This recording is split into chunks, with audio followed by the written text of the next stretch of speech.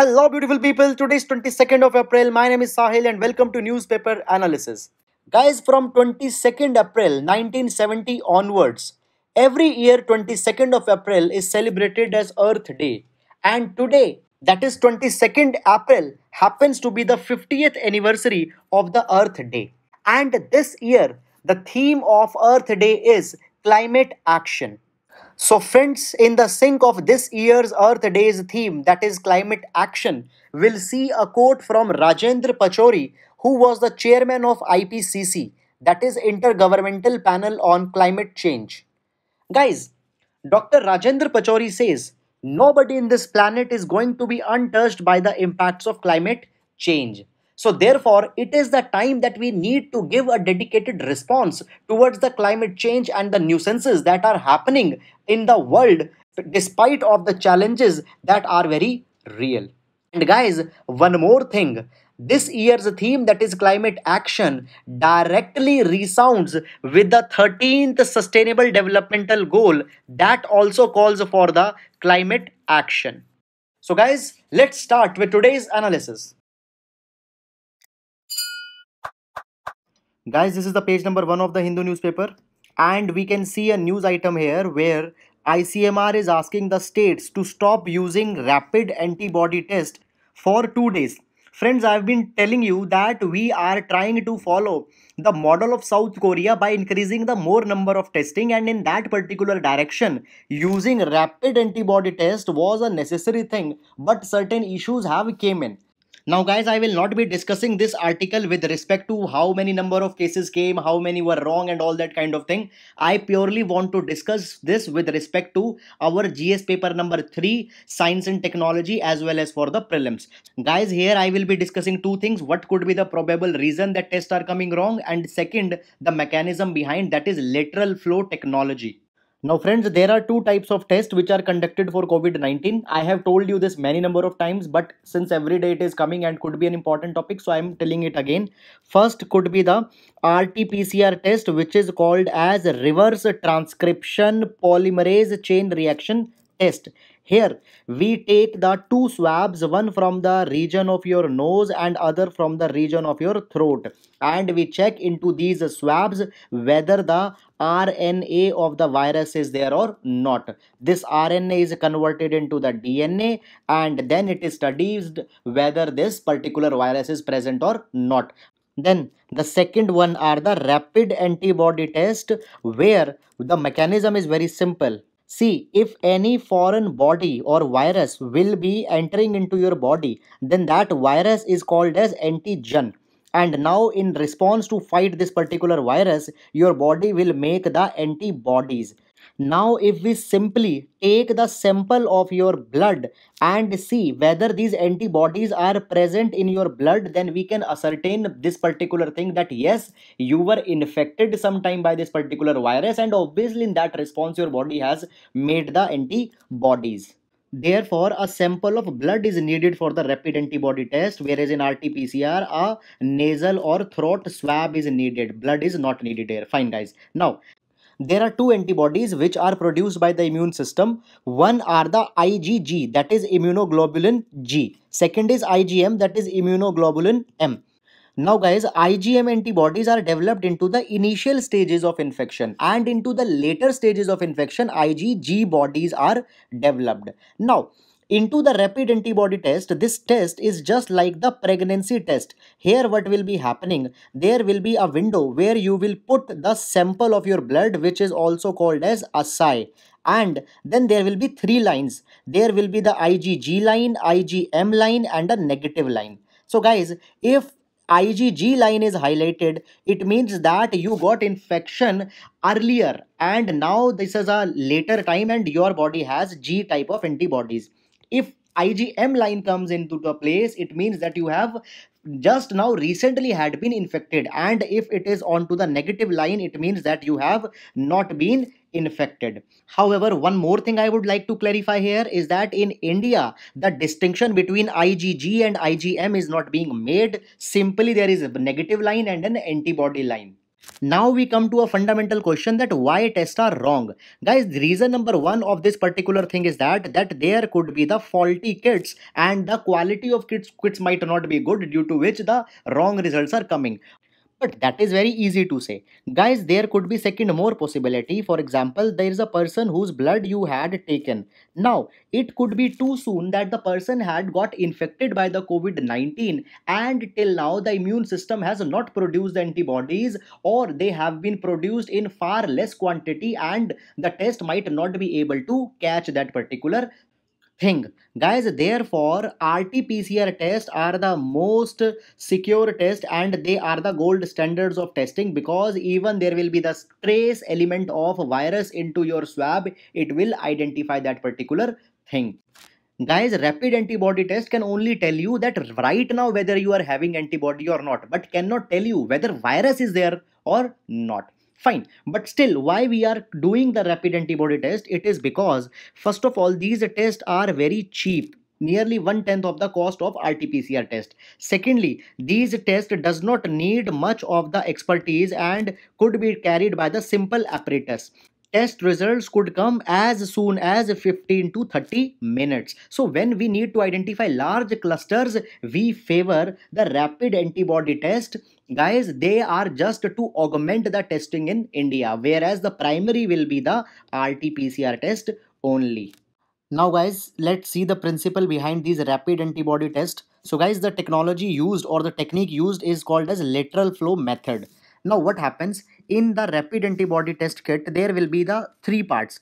One will be the sample pad, second will be the conjugate pad, and the third will be the antibody lining. Now friends, here the assay or the blood sample will be put, and now it will float towards this particular place, and here on the conjugate pad there will be the gold nanoparticles. Now these gold nanoparticles will be tipped with the antibody. And guys, antibody and antigen, they have the connection of a magnet and an iron. So guys, if blood sample is having an antigen, then the moment this antigen will reach here, it will connect with the gold nanoparticles which have been tipped with the antibody. Now the function of these gold nanoparticles is to give color. Guys, these gold nanoparticles give a kind of a red distinct color. Now what will happen? These particles will flow this way. And guys, here are again the antibody linings. If there will be the antigen into the particle which is flowing this way, then it will again attach with here, and because the gold nanoparticles will give the color, the lines will also appear to be red in color, and by seeing these lines we can tell whether the person is having the antibody or not, and the prevalence of the COVID-19 into them could be ascertained. So guys, this is behind entire ICMR issue, that why the tests are coming wrong, what is the mechanism, everything is from the point of view of your exam. Now we'll move to the next item. There's a news item on page number 2. Here we'll see that how due to lockdown the principle of open court is being violated. First of all friends, the principle of open court means that the court proceedings should be available to the media and to other interested parties, so that the principle of fair and free justice can be ensured. Guys, in this particular respect, N. Sridhar Mirjkar judgment of 1966 is of importance. Guys, into this judgment, Supreme Court said that under Article number 19, right to freedom of press is given, and therefore journalists have been given right to publish the report of court proceedings. And in this particular way, Supreme Court observed that the trials will be more transparent and effective. So therefore, the principle of open court came in existence, which means that the court should be open for the media and journalists. After that, one more judgment came in 2018, that was the Swapnil Tripathi judgment. In this particular judgment, Supreme Court even accepted that the live proceedings of the court should be made available, at least for the constitutional cases or the cases of national importance. Moreover, Supreme Court also accepted that by live proceeding, the principle of fair justice will further be upheld. Moreover, it will give a confidence to the general public into the judicial systems. So live proceedings were allowed. Now, by all these things, we had seen that the courts are being made much more accessible. But now, what had happened? The lockdown has been imposed, and because of this lockdown, the movement has been restricted. And now, the courts, as well as the High Court, they are not being able to provide the open court system, due to which the medias are not able to access. Now, in this particular respect, it is being said that some arrangement should be made, otherwise article number 19 is also being hampered. Guys, if we see the example of Supreme Court had made an arrangement where into a special room the media representatives are shown the proceedings of the court by observing the social distancing norms. So seeing the example of Supreme Court, a kind of an inspiration could be taken, and this thing should be implemented throughout the country. So guys, this was all about this article. Now we'll move to the next article. There's a small news item on page number 2 which talks about the biomedical waste rules. Friends, recently National Green Tribunal has expressed its concern with respect to non-compliance with the biomedical waste rules. Guys, NGT had observed then in the country there are 2.7 lakh healthcare facilities, out of which only 1.1 lakh have been given the authorization to dispose waste material under the BMW rules, that is biomedical waste management rules. Guys, the problem is that the remaining facilities might not be abiding to the biomedical waste rules. And guys, due to during the pandemic of COVID-19, this problem could further lead to unintended consequences, because the pathogens could spread and could infect even the large number of population. So all the state as well as UTs have been directed in this particular regard. Now guys, let's take up some additional points. Friends, in 2016, 6 new categories of waste management rules were notified. It included plastic waste management rule, e-waste management rule, hazardous waste management rule, solid waste management rule, construction and demolition waste management rule, and biomedical waste rules. And if we talk about the biomedical waste rules on which NGT has shown the concern, then these particular rules have also been amended recently in 2018.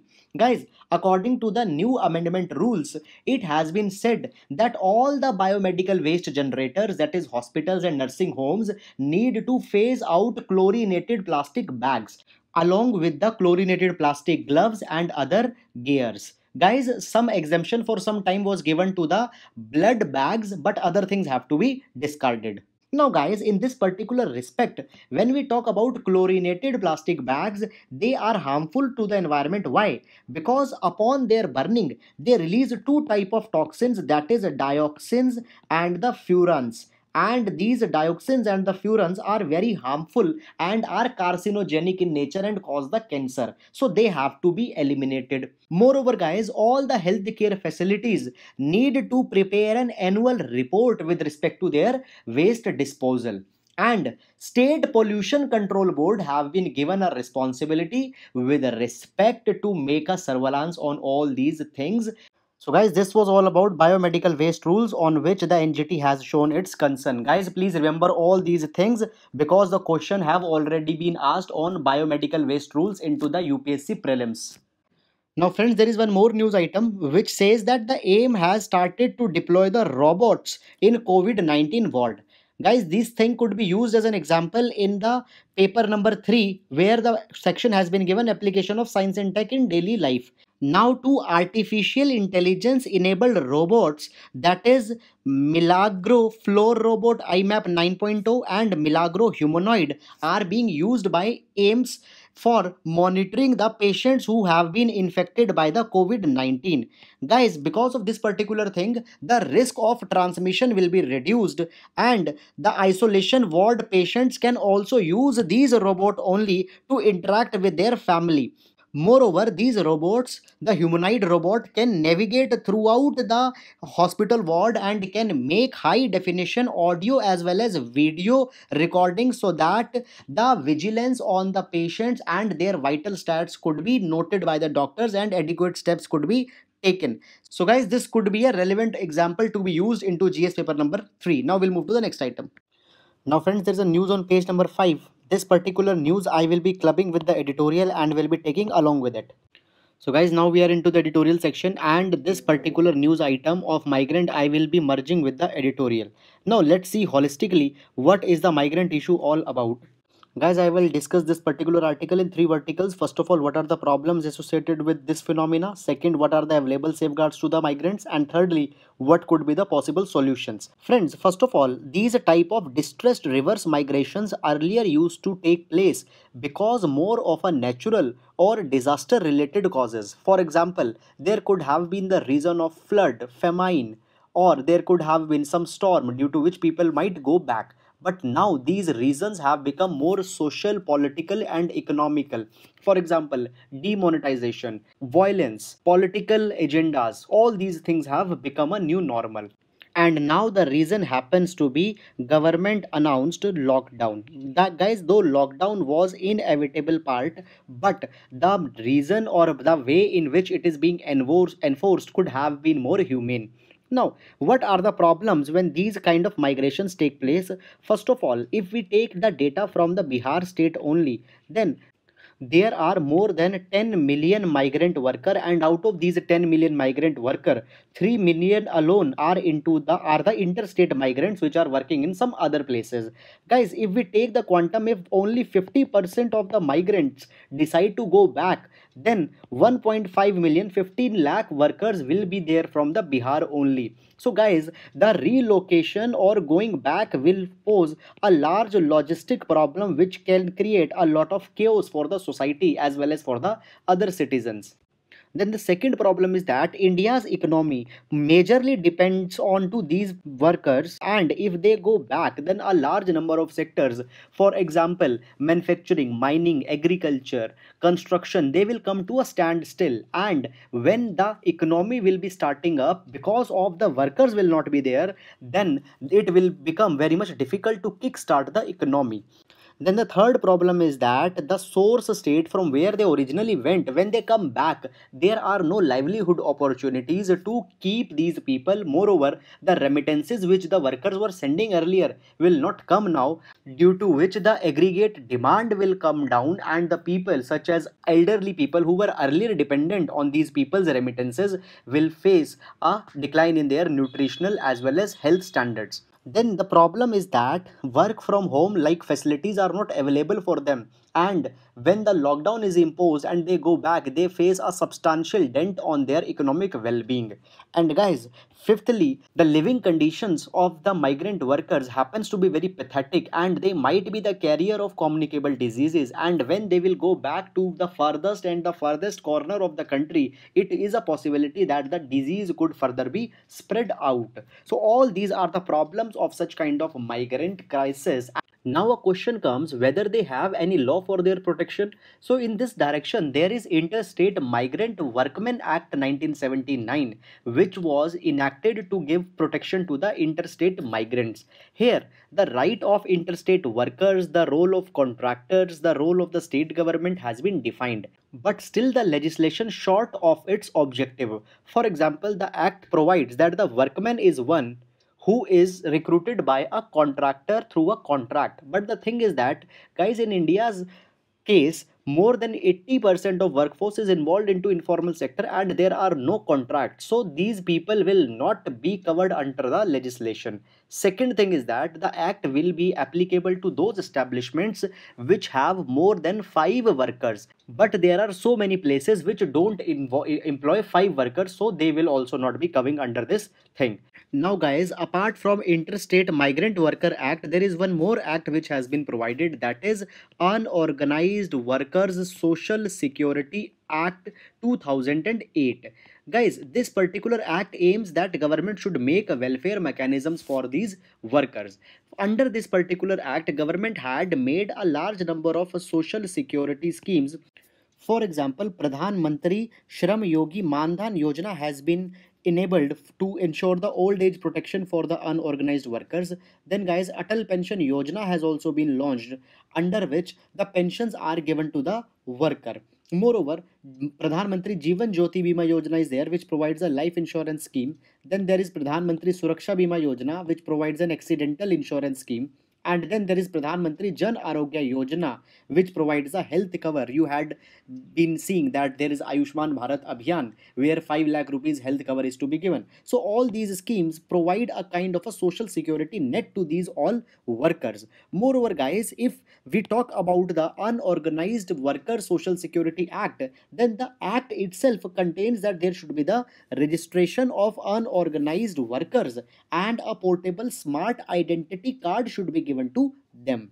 However, guys, the thing stays that though all these things are here, just you tell me, is the implementation proper? Still, there is the problem of implementational challenges. Guys, for us, we need to provide that what could be the solutions here. First solution could be here, guys, that Interstate Migrant Worker Act should be repealed, and in its place a new act, revamped act, should be brought, which should provide the legal entitlements to worker. For example, livelihood as a matter of right should be provided on the lines of National Food Security Act, where food as a matter of right is being provided. After that, schemes such as MG Narega and Ujjwala should be made more portable. Guys, we should introduce the concept of geofencing, where a worker should be allowed that where he want what type of benefit. For example, a migrant worker is originally from the state of Bihar and he is working into the Maharashtra. Suppose in Maharashtra he need the benefit of Ujjwala scheme. So subsidized cylinders should be provided in Maharashtra. Then in Bihar, he need the benefit of MG Narega scheme. So MG Narega scheme should be provided in Bihar. So this is the concept of geofencing of benefits. It should be enabled. Guys, after that, a comprehensive database of migrant workers should be made. Guys, this comprehensive database will come in handy when any contingency plan is to be implemented. For example, their evacuation, their transit. Moreover, when the employment, I was talking about the legal entitlement as livelihood, when they needed to be provided, we need to know that what skill set they have. So here this comprehensive database will be coming up handy. Moreover, guys, the worker should be provided with a Aadhaar based universalized worker identification number, so that this particular number could be quoted anywhere whenever they want to seek the benefit.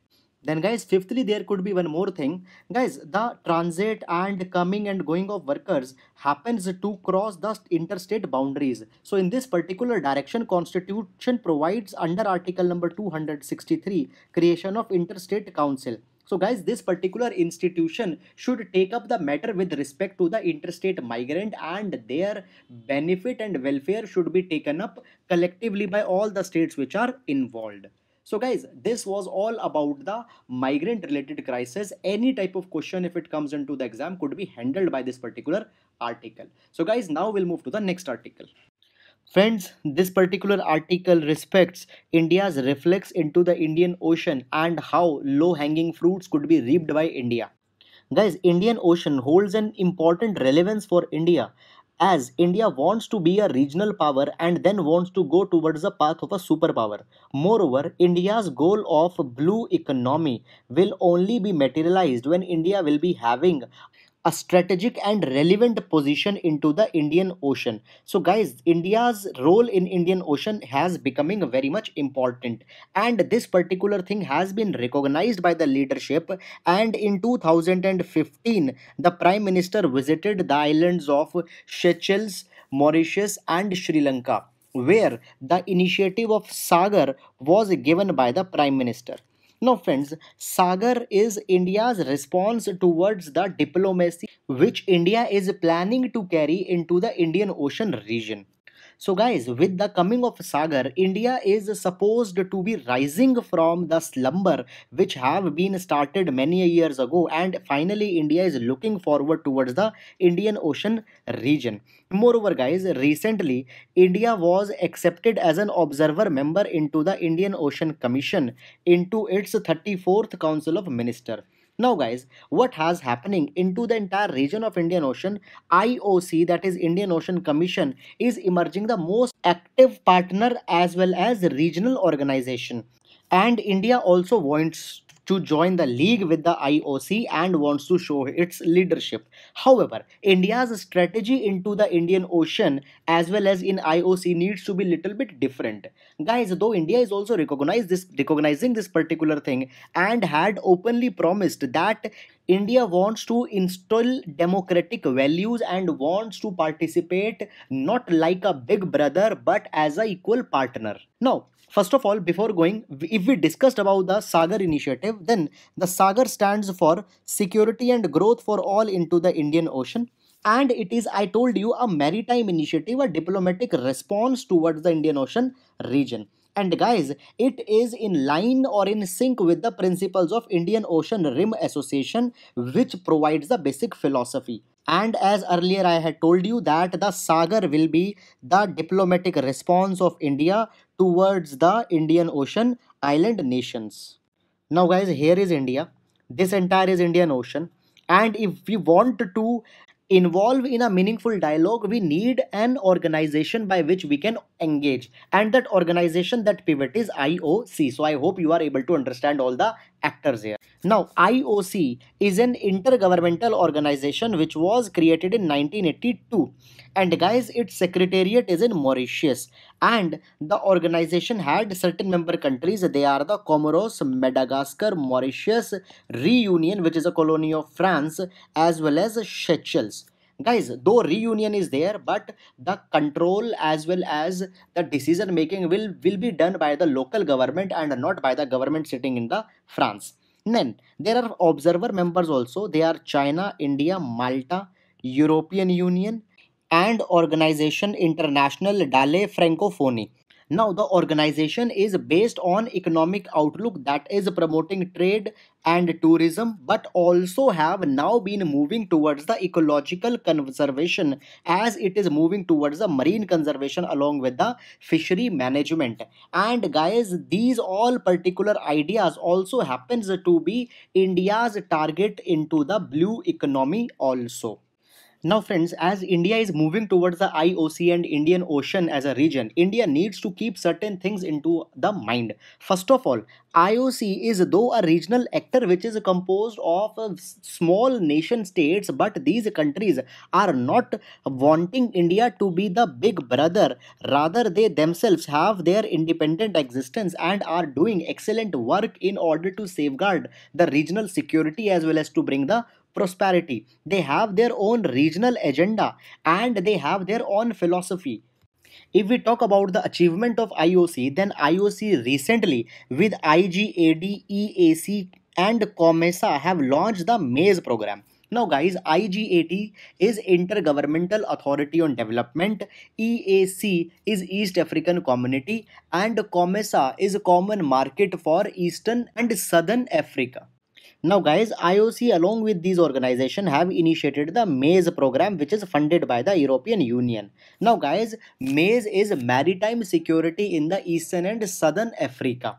It is the plan to promote the maritime security into the entire region. And guys, under the MAZE, two surveillance and control centers has been established by IOC. They are the Regional Maritime Information Fusion Center, Madagascar, and Regional Coordination Operation Center, Seychelles. Now, guys, they have their own objectives. For example, it will deepen the maritime domain awareness and will be doing the monitoring into the region. Information sharing will be done. All these kind of things will be done. Moreover, joint coordinated interventions will be made together so that better information on sea assistance could be made up. And guys, collectively, all of them have only one motto, that is providing an urgent needed deterrent against persistent crime at the sea. For example, Somalia and the nearby region poses a threat of piracy. So all these things will be given a coordinated action by the program, that is MAZE, and it will be assisted by surveillance, information sharing, and rapid response. And guys, to support this particular initiative, 7 states into the region have signed the agreement and and are promising that they will be participating. And once it is ratified, the MAZE will also be getting the legal status. Moreover, ISC also chaired the contact group on piracy of the coast of Somalia, particularly to counter the issues related to the piracy. So, guys, all these things you don't need to remember every organization's name and what they are doing, but it is just a representative, as how IOC is not a passive organization, but actively it is involving into the initiatives into the region. And therefore, in this particular context, India, when dealing with IOC, should not see it as a passive partner, rather it should be seen as an active partner which expects a large responsibility from Indian side also. Now, guys, what India should do, or what should be the India's response? That seeing the IOC's space, India should propose a kind of a bottom up regionalism. Now, guys, what is bottom up regionalism? The countries at the bottom, they should be given more space, and the ideas should center around a proper region, and that region here is Indian Ocean region. So, as India has been admitted as an IOC's observer member, this bottom up regionalism should be promoted so that India can win the confidence into the region. Guys, as we had seen that IOC is working against the elimination of piracy, but there has been a flaw into the IOC's design, that it is becoming more and more dependent on to the international navies, due to which the problem might be faced. So guys, into this particular thing, India might have an opportunity.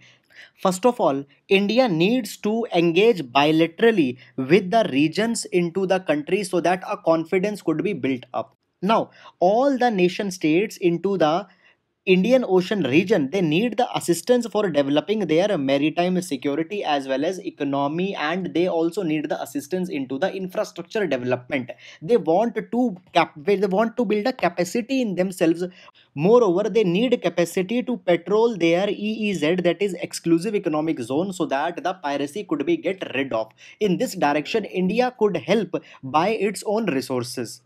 And in the way of resources, India can provide that it can provide expertise to the region through the satellite imagery, and as well as information fusion center should be supported by the India, by which the entire region will be empowered. And if there will be the prosperity, India will also be reaping the low hanging fruit and will be able to make a considerable impact into the region as a whole.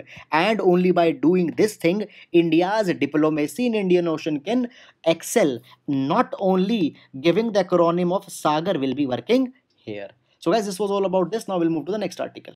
Now friends, there is a news that the drug for sepsis could be the drug for COVID-19, and it is being tested. So guys, the Ahmedabad based Cadila Pharmacy and the CSIR are working to see whether the drug for sepsis could treat the COVID-19. Now guys, first of all, sepsis is a kind of a life-threatening complication where, in order to fight the infection, body releases certain chemical responses into the bloodstream, but sometimes that chemical response becomes out of balance, and that particular thing which was meant to fight the infection starts on attacking the body. Now, guys, there are cytokines in our body which are the chemical messengers. So, whenever the virus will attack, these cytokines will send the message that that particular virus should be attacked, and the cell which have been infected by that particular bacteria or virus, that cells should also be destroyed. And guys, in this particular thing, inflammation is caused into the body, and sometimes this inflammation becomes so much severe that it impacts the critical organs of the body. Therefore, sometimes the cytokines which were built to protect the body by giving a response itself becomes the dangerous thing. Now, guys, this kind of thing happens into the body when the COVID-19 also invades. Therefore, we see that there happens a pneumonia. So, guys, we need to suppress the chemical response which is being built up. As sepsis is doing, the drug for sepsis is curbing this kind of response that was building up. So, in COVID-19 also, we can use the sepsis, and that kind of complication could be reduced. Now, guys, this particular sepsis drug uses the mycobacterium, and it will make provide a different kind of immune system response, and the complication will be reduced.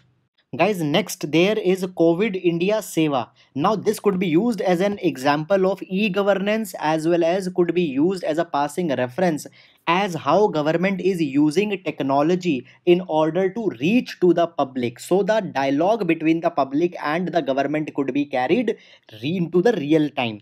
Now guys, what is happening, people need a lot of information with respect to COVID-19, and for that particular thing they are using the Twitter. And guys, Twitter happens to be a very much enabling platform. So people could ask their questions on at COVID Seva handle. Now at the back end there will be dashboard, and here this dashboard will be working on to the real time basis. It will be converting all the queries into the resolvable tickets, and then these tickets will be given to the concerned departments, will give which will give the answer, and that answer will be posted back to the user on the Twitter handle. Don't go much deeper into this thing, just use it as an example in your GS paper number 2 into the examples of good governance. Now guys, there is a news that is Bastar tribals are keeping the virus at bay. Now this particular thing could be used as a case study into the paper number 2, where the topic of self-help groups, NGOs and civil societies is given. So we'll see that how a particular organization is working to keep the virus away. Now guys, what is happening here, as the COVID-19 is expanding, the Sarv Adivasi Samaj, SAS Sarv Adivasi Samaj has started an initiative under which the tribals have arranged for a makeshift border, and whosoever is coming inside, he is not allowed to enter, rather he is being lodged into a quarantine facility outside the village, and post quarantine, if he does not develops the symptom, only then he is allowed to get enter. So guys, they are able to practice social distancing very effectively by involving the local community. So Sarv Adivasi Samaj is an important example here. Moreover, guys, Bastar also happens to be a Maoist infected area, but during this time it has been seen that Maoists are actively coming and helping into arranging all these kind of. So just we can use the example of Sarf Adivasi Samaj into the achievements of self-help groups as how they can help the community and how indigenous practices could itself be utilized. Guys, there's a news item where the Kandhamal tribes have been mentioned. Now, this could be important for your prelims because many a times into the UPSC they have asked the tribes as where they reside. Now, guys, the Kandhamal tribes are into the news because they have a peculiar tradition where the tribals gave a haircut and hair grooming to each other. So, it is a very old tradition due to which the Kandhamal tribe they never need to access the barber. However, these things are not that much important. Just remember the tribe, Kandhamal tribe, and they are into the state of Odisha. They have a peculiar trend that they give hair grooming to each other, and it was a reciprocation where one give, other also gives. Just remember it. So guys, these are the all important news into the today's newspaper. I hope you are liking our discussion. Guys, please subscribe to our channel and please help us to spread our initiative. Thank you so much.